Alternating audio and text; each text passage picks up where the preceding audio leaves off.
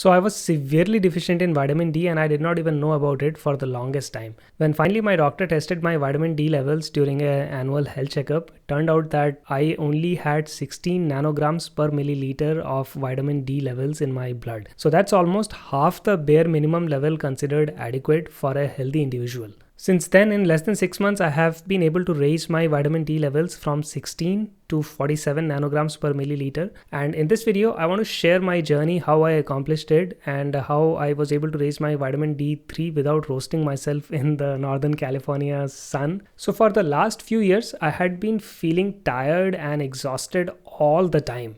My mood was also down and I just didn't feel happy. And this was in spite the fact that I was doing pretty well in both my personal and my professional life. For a while, I kept ignoring these issues, thinking that, well, you know what, I'm getting older. I'm no longer in my 20s. So that's what happens as you get older. But I'm glad that during my annual health checkup, my doctor ordered few extra tests on top of the routine cholesterol, sugar and triglyceride test. And that's how I found out how severely deficient I was in vitamin D. Now, optimal levels of vitamin D is anything more than 30 nanograms per milliliter. Like I mentioned, mine was 16, which is really low.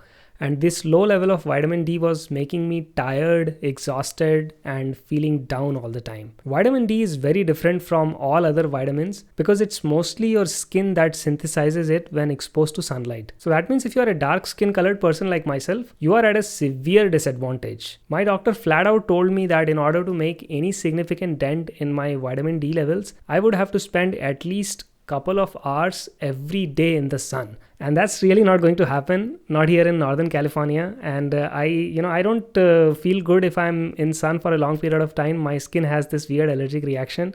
So that was not an option for me. So naturally, I asked my doctor, hey, is there any other alternative? And she suggested that I take 5,000 IUs of vitamin D3 supplement. By the way, this is not a prescription drug, so you can get this dosage of vitamin D3, 5,000 IUs of vitamin D3 from various places, including Amazon.com. I have been using this particular vitamin D3 supplement. It's from a company called Nature's Bounty, and it contains these yellowish orange soft gels. Each soft gel will give you 5,000 IUs of vitamin D3. So there are 240 soft gels in this particular bottle that I got. It was not even expensive. It was like $20 on Amazon. So that's pretty cheap for, almost 1 year supply. So if you guys are interested, you can check out a link that I have put in the video description below. By using these for about 6 months, I have successfully raised my vitamin D levels from 16 to 47. Interestingly, my doctor wants me to continue taking these supplements. According to her, I need to raise my vitamin D levels to around 60. Now, when I started taking vitamin D3 supplement,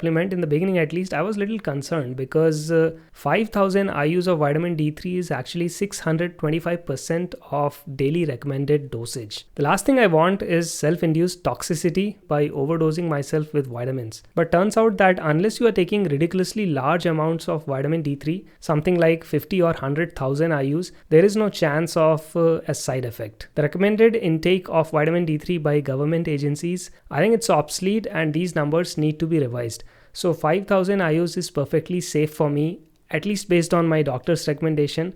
Now, since I trust my doctor's opinion, I have been taking 5,000 IUs daily for the last 1 year now.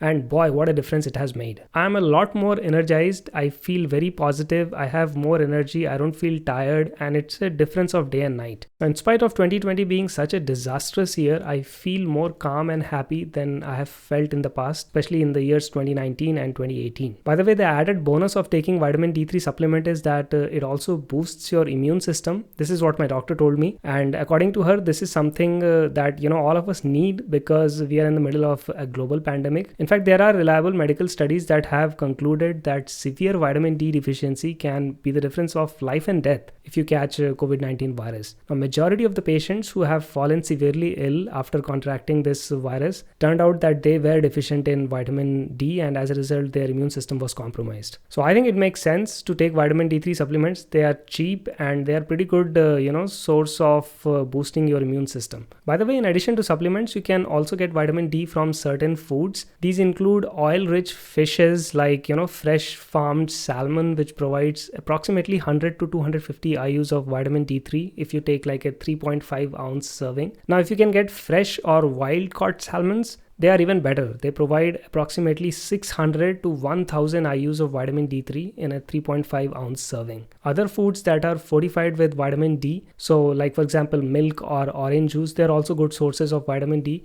Unfortunately, they are usually loaded with sugar, so I try to avoid them. Now, one important thing to note is that if you have any kind of liver or kidney disease, none of these sources of vitamin D3 are going to work. This is because your liver and kidney, these are the organs that metabolize vitamin D in its active form. So such folks will need a special kind of supplement that contains the active form of vitamin D, and it's called 125 dihydroxy vitamin D. Now guys, I am no doctor.